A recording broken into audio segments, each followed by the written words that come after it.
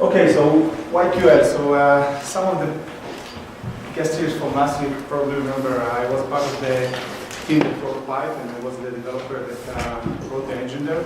YQL is a Yahoo query language, but it's much bigger than just Yahoo. I think the name is quite misleading, and it's probably similar to what Google Gears were at the beginning. Now it's only Gears, because it's mainly not Yahoo, it's mainly the web. Basically, what it's coming to solve is the problem that as a developer, we could use the web as our database, and usually REST, and so mainly in web application it will be REST, and each time we'll need to learn a new URL, new API. Doesn't really make sense. YQL come to just solve the problem and to have one point of entry to everything. A few examples. I'll hopefully have the time to just show a bit of cool demos how they are letting you as a developer to just harvest information from the web. But this is just an example of how you leveraging Yahoo local search, and you could just take from the right corner here the URL and just put it in any application that you have, and you have the information. Obviously, this is something that is very dynamic on the site, and you could play with it and sort of look at it as a debugger. This is much more powerful thing.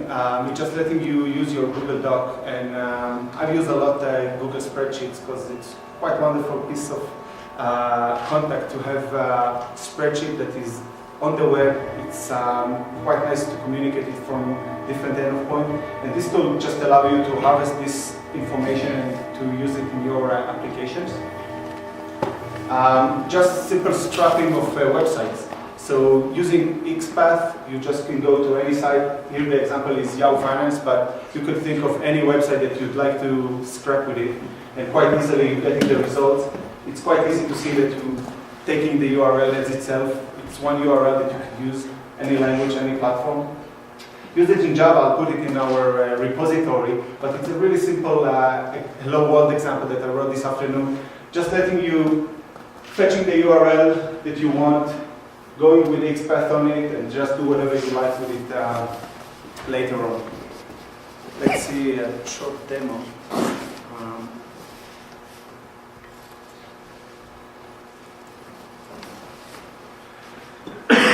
This is the console itself. You could play with it, you could do whatever you like. If you, in pure web app, you want to consume it as a JSON array, you could just go with it. See if you want to just investigate it a bit more, what's it composing of and what it lets you do. You have a very nice tree to see exactly what you're going to do with it. And in the end of the day, just approaching the web as a huge database and letting you quite easily, sort of like what we try to do in Pipes in the happy days there, just giving you as a developer an easy way to go to different data source and not need to do each time the learning curve of, okay, I need to learn this API, all the little corners and the little tweaks. Now I can just go and have one set of tools that will allow me to just go widely on much vast amount of information.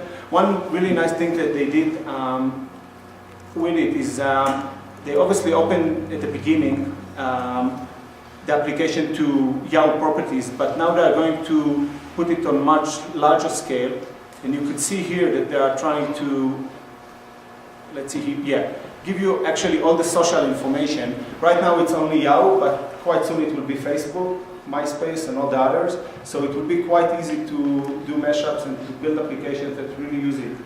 All the social graphs and all the social information that Facebook is now exposing you with their API and Facebook Connect. I have 40 seconds, so I think I'm the winner today, right? Yeah. Thank you.